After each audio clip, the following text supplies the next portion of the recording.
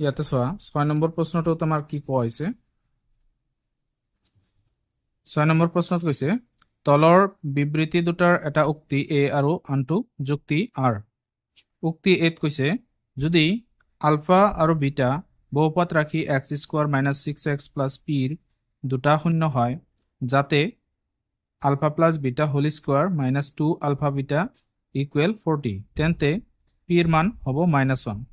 এইটো আমাৰ উক্তিত কৈছে আৰু যুক্তিত কৈছে কি যে r ইকুৱেল r কৈছে যুক্তি এইটো হয় ax² + bx + c বহুপদ ৰাশিটোৰ শূন্য দুটাৰ যোগফল আৰু পূৰণফল ক্ৰমে -b/a আৰু c/a। গতিকে ইয়াত আমাক কৈছে শুদ্ধ বিকল্পটো বাছি উলিয়া।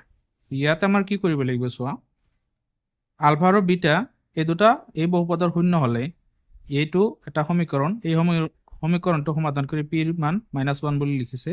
এটা আমি প্ৰমাণ কৰি চাব লাগিব যে আসলতে -1 হয় না নাই। আৰু এইটো আমাৰ যেটো কৈছে যে এই বহুপদটোৰ শূন্য দুটাৰ যোগফল -b/a হয় আৰু পূৰণফল c/a হয়। এইটো আমি সূত্ৰ পাইছো, শূন্য দুটাৰ যোগফল আৰু গুণফল। এতিয়া কোনটো উক্তি ইয়াতে কোনটো অপশনটো শুদ্ধ হ'ব, আমাৰ ইয়াতে 4টা অপশন আছে, কোনটো শুদ্ধ হ'ব সেইটো উলিয়াব লাগে। চোৱা, উক্তি এ আৰু যুক্তি আৰ দুটা শুদ্ধ আৰু যুক্তি আৰ উক্তি এৰ শুদ্ধ ব্যাখ্যা। উক্তি এ আর যুক্তি আর দুটাই শুদ্ধ, কিন্তু যুক্তি আর উক্তি এর শুদ্ধ ব্যাখ্যা নহয়। উক্তি এ শুদ্ধ, যুক্তি আর অশুদ্ধ। উক্তি এ অশুদ্ধ, যুক্তি আর শুদ্ধ। এইটো কোনটো হ'ব এইটো আমাৰ উলিয়াব লাগে। এতিয়া আমি তাতে কৰি চাওঁ আহা।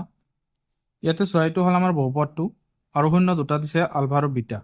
ইয়াতে চোৱা, আলফা আৰু বিটা যদি শূন্য হয় তেতিয়াহ'লে আমাৰ 1 নম্বৰ সূত্ৰটো কি আছিলে যে আলফা প্লাস বিটা, এই সূত্ৰটো আছিলে -b/a। তো ইয়াত যদি -b/a হয় তাহলে ইয়াত আমি মানটো উলিয়াই দিওঁ -b/a। বিৰ মানটো হ'ল x ৰ হক, x ৰ হক কি আছে -6, এইটো মাইনাস এইটো দিছে আৰু ইয়াতে -6 হ'ল x ৰ হক আৰু এইটো হ'ল x² লগত যেটো হক আছে এইটো 1।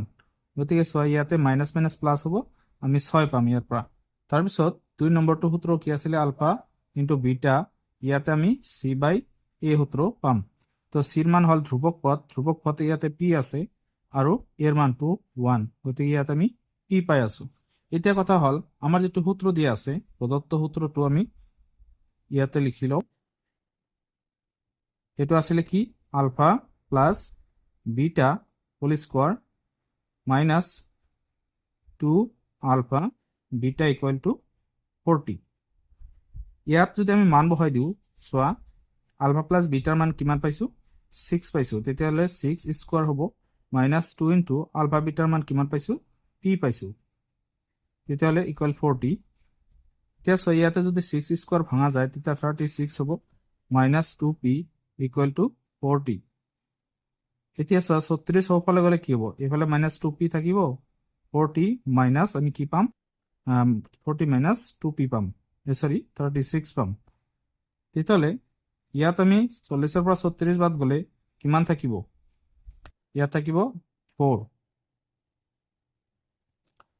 4 যদি থাকে, এতিয়া এই 2 -2টো p লগত পূৰণ হৈ আছে, তেতিয়া সফালে গ'লে হ'ব হৰণ, তেতিয়াহ'লে -2 আমি হৰণ দিলো। তো ইয়াতে আমি আনসাৰটো পাইছো, p ৰ মানটো পাইছো আমি -2। তেতিয়াহ'লে ইয়াতে p ৰ মান আমি আমাৰ যেটো 1 নম্বৰত কৈছিল p ৰ মান 1 বুলি দিয়া আছিলে সেইটো কিন্তু শুদ্ধ নহয়। ইয়াতে চোৱা, p ৰ মানটো -1 বুলি দিয়া আছিলে, এইটো শুদ্ধ নহয়, গতিকে আমাৰ উক্তিটো শুদ্ধ নহয়, কিন্তু যুক্তিখিনি আমাৰ সূত্ৰ হিচাপত দিয়ে আছে, এইটো শুদ্ধ হয়।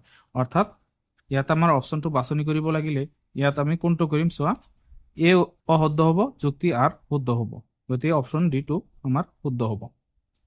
গতিকে ডি অপশনটো শুদ্ধ হ'ব। ইয়াতে তোমালোকে এইটো হেৰি কৰি ল'বা।